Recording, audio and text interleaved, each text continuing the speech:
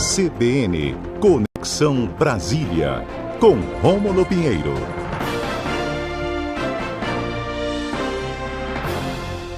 Muito bom dia para você, Rômulo Pinheiro. O nosso assunto de hoje não tem como ser outro, né, Rômulo? A prisão e também o encerramento do processo do ex-presidente Jair Bolsonaro. Bom dia, Izzy. Claro que esse assunto tomou conta do noticiário no final de semana, em razão da prisão preventiva do ex-presidente, e logo depois, na segunda-feira mesmo, o encerramento do processo, oficialmente declarado trânsito em julgado desse procedimento, e o início de cumprimento de pena. Porque aí havia, Izzy, uma dúvida muito grande sobre onde o ex-presidente ia cumprir essa pena. Já se sabia, e ainda tem algum procedimento lá no STF que ainda vai ser apresentado pela defesa, mas já se sabia, como se sabe, que são recursos, são tentativas que não influenciarão no resultado final do julgamento. Então a dúvida principal era saber onde o ex-presidente ia cumprir pena, e ficou determinado que após o trânsito em julgado, o ex-presidente cumprisse a pena nas dependências da Polícia Federal aqui em Brasília. E eu vou contar uma curiosidade: a gente passa eventualmente aqui pela frente, quando vai para um local para outro. Eu, por exemplo, às vezes passo aqui à frente e vejo, de fato, ainda 3, 4 pessoas, 5 lá, segurando faixas e bandeiras. Essa semana tiveram notícias de pessoas que estavam lá discutindo, outras festejando, outras questionando a prisão. Mas a comoção que se esperava com essa prisão foi muito pequena. Eu diria até que houve até um anticlímax, porque por um lado ou por outro, se aguardava que o momento fosse similar ao que houve com a prisão do ex-presidente Lula, e naquele momento lá o ex-presidente foi até o sindicato dos metalúrgicos, gerou imprensa, aí ficou 1, 2 dias lá, aguardando o que ia fazer, se ia se entregar ou não, e gerou aquela comoção, os apoiadores esperando que ele resistisse à prisão, os detratores aguardando a prisão ansiosamente, e aquilo gerou uma polêmica de algum final de semana. E aqui agora não foi assim, porque houve a prisão preventiva, que pegou todo mundo de surpresa, em razão dos motivos que todo mundo já conhece. O ex-presidente violou a tornozeleira eletrônica, havia aí, na visão do STF, um risco de fuga. Isso tudo levou à prisão preventiva, que já se esperava o final desse procedimento no STF para essa semana. Então, com a finalização do prazo para um novo recurso de embargo de declaração, o STF o ministro Alexandre de Moraes decretou o trânsito em julgado a partir do encerramento do prazo de recurso. Então, e aí manteve o ex-presidente Jair Bolsonaro preso na Polícia Federal, a semelhança com o que ocorreu com o ex-presidente Lula, que também ficou na Polícia Federal lá em Curitiba naquela época. Então, Izzy, aqui o que se discute agora em Brasília, é claro que a questão política aí, os partidos pró-ex-presidente buscam uma revisão lá no Congresso Nacional, na verdade, anistia ou uma dosimetria de penas, ambas com possibilidade de sucesso muito baixa. Há uma pressão aí de alguns membros e setores do Congresso, mas com certeza o próprio presidente Hugo Mota já falou que não deve botar isso à frente. Então lá no Congresso a expectativa não é muito positiva.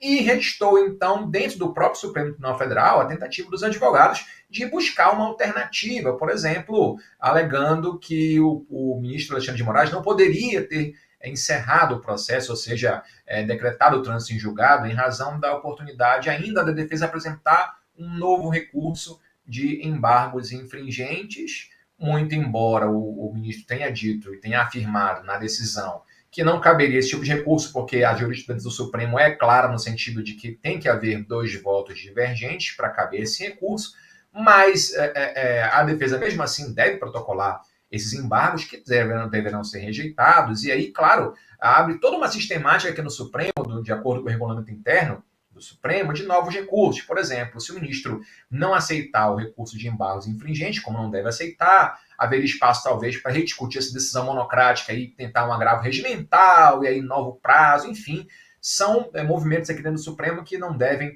ter algum resultado prático ou efeito prático para o entendimento ou para a defesa, o que ela busca. Então, a defesa vai se concentrar ainda nesse debate que não tem muito sucesso, não vai ter muito sucesso, mas concentra também agora a tese da prisão domiciliar, que também vai buscar alegar que na Polícia Federal não há condições necessárias para que o ex-presidente tenha um atendimento médico, também a chance aqui no Supremo também é muito baixa, porque você vê que na Polícia Federal, ou em geral em qualquer tipo de prisão, a prisão domiciliar humanitária, no caso de questão de saúde, como o ex-presidente de fato tem, mas questões de saúde que precisam ser bem acompanhadas, mas ela é autorizada quando o presídio ou o estabelecimento prisional não possui condições de arcar, ou pelo menos de tomar conta dessa seara de saúde, quando não é essa a condição. Então o judiciário encaminha para a prisão domiciliar humanitária. E me parece que nas condições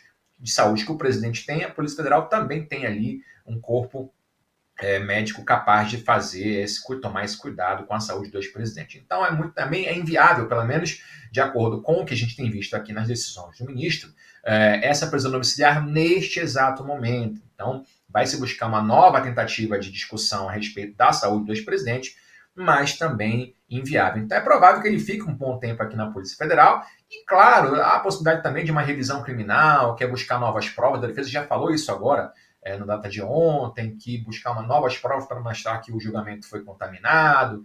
Também a chance de êxito é muito pequena. E apelo também às cortes internacionais de direitos humanos, alegando que houve perseguição política, algo do tipo.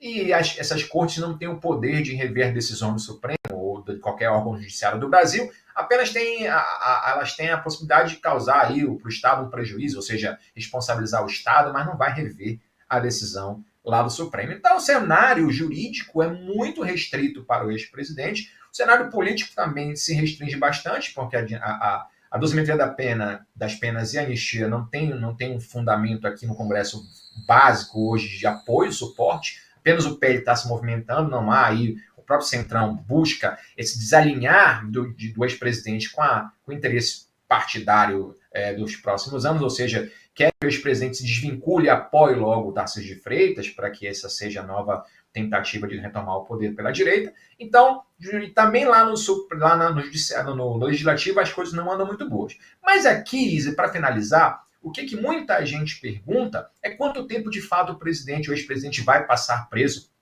porque assim como qualquer pessoa presa, qualquer pessoa que passa por isso, tem direito ao cumprimento da pena, à progressão de regime quando cumpre parte da pena.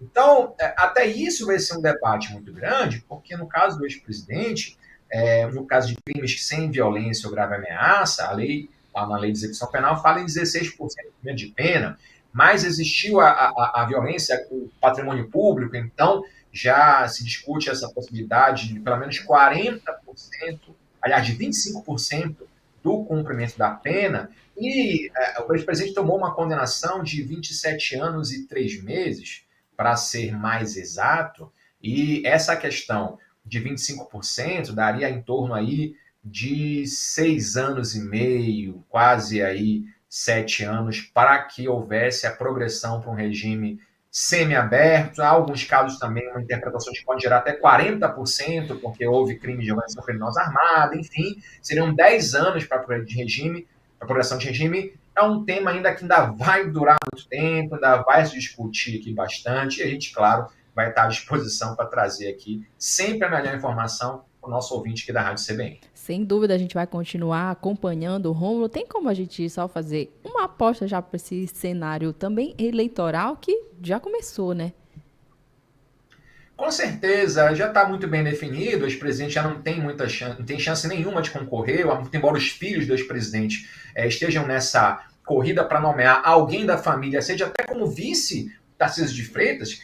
O governador de São Paulo, muito embora esconda para uma grande mídia que quer ser candidato, mas será candidato sem a presença de alguém da família Bolsonaro como vice, para não deixar a interpretação de que ele é apenas uma marionete da família Bolsonaro. Então, a direita, e aqui eu posso afirmar, um prognóstico que a gente tem aqui, é que vem aí com o Tarcísio de Freitas para concorrer contra o presidente Lula, para tentar reagrupar esse ramo da direita. Agora, claro, se não houver interferência da família Bolsonaro para rachar esse grupo aí, o que deve acontecer também é esperar os próximos meses. É isso que a gente vai acompanhar. Rômulo, quero agradecer a sua participação hoje aqui comigo na coluna Conexão Brasília. Até semana que vem, então.